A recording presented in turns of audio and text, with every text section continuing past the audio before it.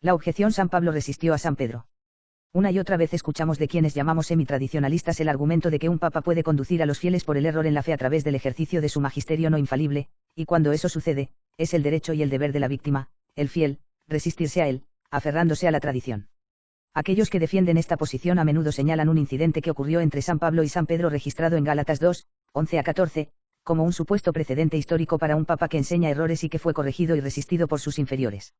Hace poco vimos esto, por ejemplo, en una publicación de blog escrita por Christopher Ferrara para The Remnant y en un discurso pronunciado por Roberto de Mattei en el Foro de la Vida de Roma en mayo. La pericopa en cuestión dice así. Pero cuando Cefas vino a Antioquía le resistí cara a cara, por ser digno de reprensión. Pues él, antes que viniesen ciertos hombres de parte de Santiago, comía con los gentiles, pero cuando llegaron aquellos se retraía y se apartaba, por temor a los que eran de la circuncisión.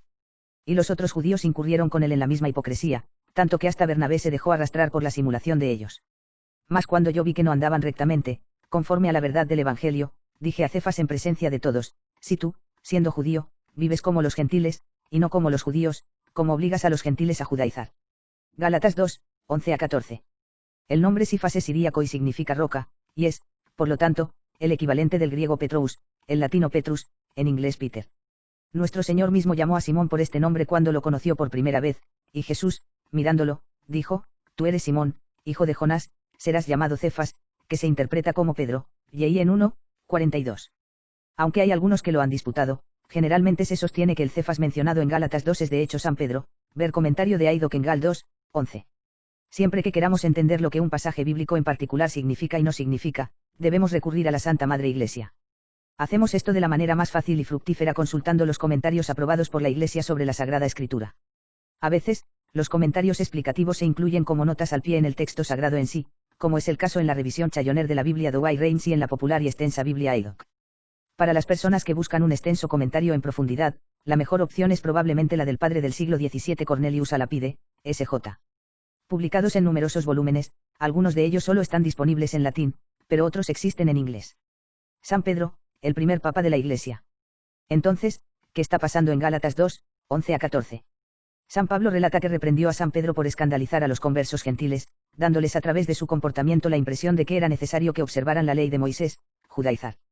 Había hecho esto comiendo con los conversos gentiles en Antioquía hasta que llegaron algunos conversos judíos de Jerusalén, momento en el que se separó de los gentiles y comió exclusivamente con los conversos judíos. Estos conversos del judaísmo seguían manteniendo las leyes dietéticas de Moisés, que, en ese momento, les era permitido hacer. Podemos distinguir 4 periodos en la historia de la ley ceremonial maseica. A. Desde Moisés hasta Cristo, era la manera divinamente ordenada de adorar a Dios, y era obligatoria para el pueblo elegido. B. A la muerte de Cristo, cuando comenzó el Nuevo Testamento, el ceremonial mosaico dejó de ser obligatorio. C. Hasta que el Evangelio se haya promulgado lo suficiente, es decir, hasta la destrucción de la ciudad y el templo de Jerusalén, la ley ceremonial se permitió a los conversos judíos, no como prefiguración de Cristo, sino como una forma de adoración divina. D. Después de que el Evangelio había sido suficientemente proclamado, ya no era legal ajustarse a las observancias maseicas. Rev. Iona M. C. Hugi Rev. Charles J. Callan, Moralcia al allí, volumen 1, Nueva York, N.Y., Joseph F. Wagner, 1958, N. 342. Santo Tomás de Aquino explica que, era legal que los conversos judíos al cristianismo observaran las ceremonias legales, siempre que no confiaran en ellas para considerarlas necesarias para la salvación, como si la fe en Cristo no podría justificarlos sin las observancias legales. Por otra parte, no había razón por la cual aquellos que se convirtieron del paganismo al cristianismo debían observarlos. Summa Theologica, y 2, Q 103, A4, Ad 1, ver también Papa Pío XII, Encíclica Mystici Corporis, N29. La conducta de San Pedro podría llevar a la gente a creer que todavía era necesario observar la ley de Moisés, lo que causó un obstáculo para la fe, ya que en el nuevo pacto no hay judío ni griego, no hay vínculo ni libertad, no hay hombre ni mujer. Porque todos sois uno en Cristo Jesús, Gálatas 3, 28.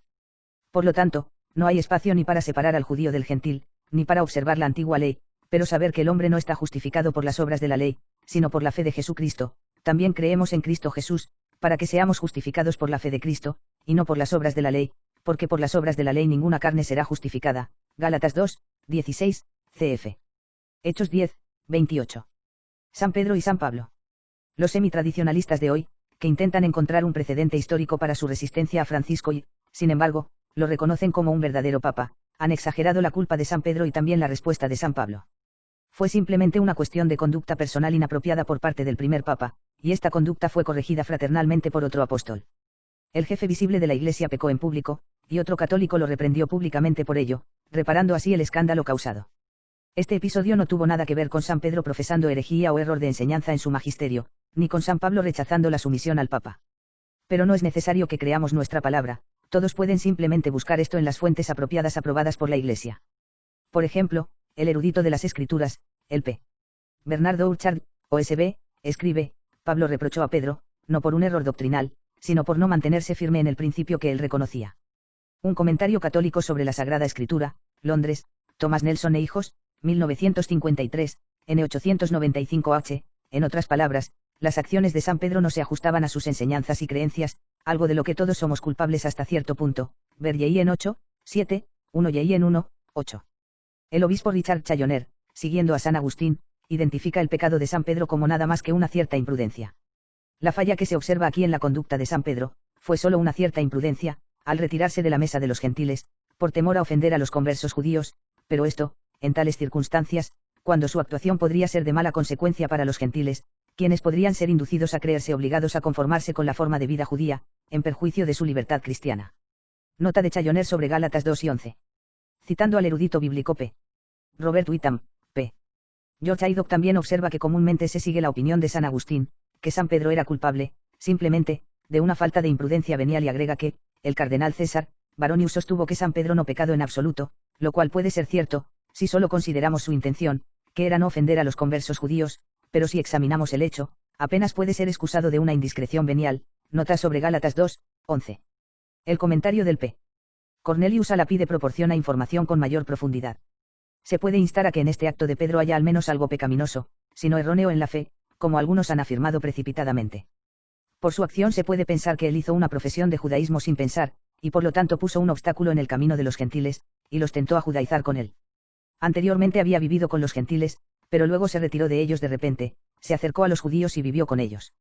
A partir de esto, los gentiles podrían inferir adecuadamente que el judaísmo era necesario para la salvación, tanto para él como para ellos mismos, y era vinculante para los cristianos, porque aunque la antigua ley, con sus ceremonias, aún no era la causa de la muerte, y podría ser preservada para asegurar un entierro honorable, y también para atraer a los judíos a la fe de Cristo, sin embargo, estaba muerta, y en cierto sentido, dar muerte, a saber, a cualquiera que deba mantenerlo bajo él. Supuesto de que es vinculante para los cristianos. Aunque Pedro, sin embargo, no lo consideró, su acción fue tan imprudente como para darles a los gentiles una buena razón para pensar que lo hizo. Este pecado de Pedro fue venial, o solo material, que surgió por falta de pensamiento, o por falta de luz y prudencia. Parece haber pensando que, siendo el apóstol de los judíos especialmente, debería evitar escandalizarlos a ellos que a los gentiles, y que los gentiles reconocerían fácilmente la justicia de esta línea de acción.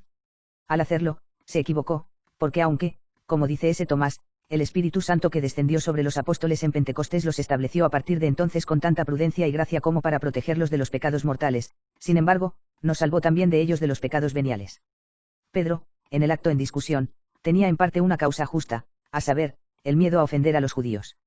Su retirada de los gentiles no fue una declaración formal de que era un judaizante, sino que solo equivale a decir que prefería servir a los judíos en lugar de a los gentiles. La causa justa de esta preferencia es que era más un apóstol de los primeros que de los últimos. Digo en parte, porque no estaba completamente justificado para actuar de esa manera, ya que estaba obligado, como pastor universal, a cuidar a los judíos sin descuidar a los gentiles. Por lo tanto, se deduce también que, en un aspecto, pecó por falta de la debida consideración. Sin embargo, la debilidad de la mente del hombre es tal que no siempre puede alcanzar la media exacta y, en circunstancias complejas, beneficia a uno sin dañar a otro. Fuente, http://novusordovach.org/. Traducción, Cuba Católica.